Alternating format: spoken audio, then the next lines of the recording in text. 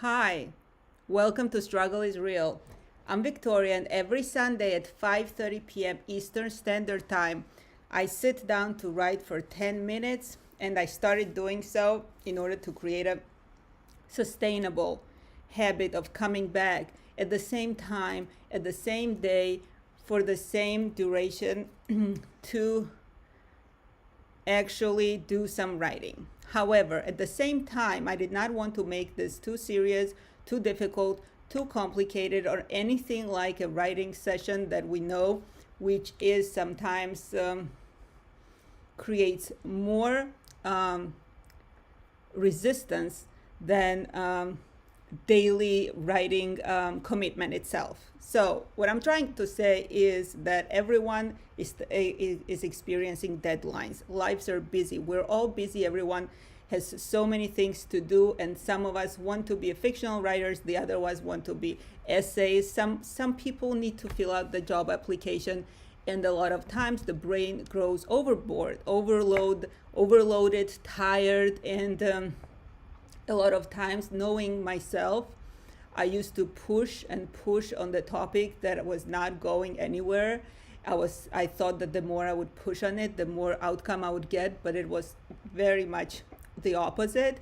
And one of my teachers when I was younger told me that the best way to reboot the brain is to change the subject, change the activity. So I was thinking, how do I make myself do this? How do I invite other people who are like-minded like me to join me? And how do I also make this fun? And I realized that maybe prompts can make it easier to start the ball rolling, because otherwise there's so much information floating in our brains that the brain gets really confused and doesn't know what to do. For that, humans generally like when they're given direction and suggestions. Obviously, we all have organized ourselves in a way that we must have someone who's guiding us. I'm just guiding myself. I'll be honest with you. I'm trying to create this habit, and even though it's just once a week, I try to do this every day. And this idea basically came from The Artist's Way. It's a book that suggests that every morning upon awakening, we just sit down and start writing whatever is coming out of consciousness, live stream, which mostly is spam or recycled thoughts. Eventually, those thoughts become coherent sentences. And a lot of times I realized when we've been doing this writing together, sometimes the prompts change into substantive material that I'm trying to work on, and this is very interesting. This is why I suggest if you think that you start writing based on the prompts that we will discuss today and you'd like to continue beyond this time, please mute me, please turn it off. I hope you enjoy this. You don't have to be a writer to be here. You just have to be a human being that needs some kind of reset or reboot before the Monday hits, and tomorrow is a Monday. It's going to be a great Monday, but we can also have fun tonight.